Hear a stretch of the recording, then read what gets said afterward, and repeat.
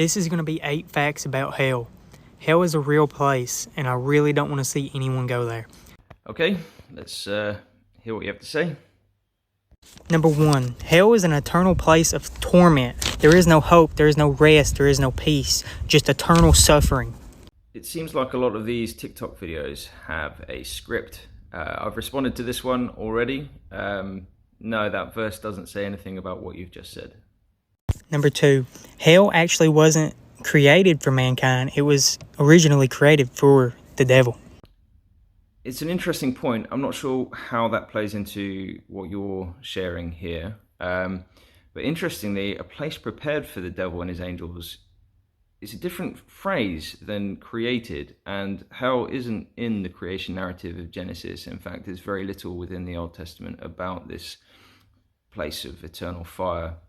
But the phrase eternal fire used throughout Matthew particularly, but also in Jude, is one that consumes and burns up. It isn't one that continually torments. So while the fire may be eternal, what goes into it is burnt up and consumed. Number 3, you're actually still going to be able to remember your life on earth. Just imagine remembering all the times you could have accepted Jesus as your Lord and Savior, but you didn't. And ultimately, Luke 16 isn't about the final judgment. It's about the intermediate state, which is Hades.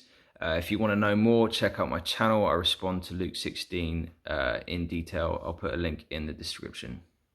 Number 4, hell is complete absence from God. All there is eternal suffering, and just it's terrible. You don't want to go there, I promise. Matthew 7:21 doesn't talk about anything other than not entering the kingdom of heaven. While there is some aspect of separation from God, again, this contradicts a later point this guy makes. So hold that thought and we'll talk about it then.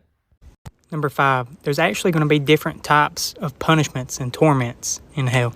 I'll respond to this one in more detail another time, but for now I'll concede, yes, there does seem to be warrant for greater or lesser punishments in the judgment. Number 6, eventually hell is going to be cast down to the lake of fire forever and ever and ever. Again, a longer video is needed on Revelation, but for one, when reading Revelation, you should assume its symbolism unless otherwise specified. And in Revelation 20:14, it is specified that the lake of fire is the second death. So whatever goes into the lake of fire faces death. I think that's helpful for now. We'll come back to it in more detail in another video. Number 7, Satan actually suffers the most in hell. Satan isn't the ruler of hell, God is. This is the contradiction of a prior point. Either God reigns and is present, or he's separate and absent. This is a contradiction within many eternal torment proponents' arguments. Does Satan suffer more? Depends on how you read a Revelation, how you interpret the torment forever and ever within Revelation 20:10. Something I'll come on to with another video, I'm sure.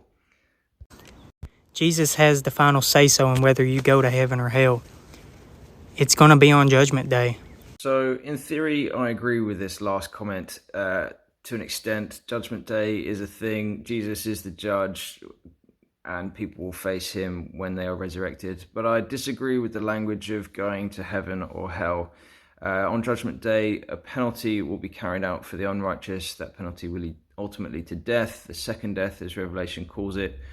And then creation will be made new. Those who are resurrected righteous and made immortal will enjoy new creation with heaven coming to earth. It's not about us going away from this earth. It's just about enjoying creation as we were meant to in the Garden of Eden. And so what you see now that is good and pure and beautiful are glimpses of what new creation will be in the future. So yes, I do agree, seek life, seek Jesus. Without Jesus, we're all dead. And I think you should learn more about him. But this video, that's not the way to go about sharing people about the truth of Jesus.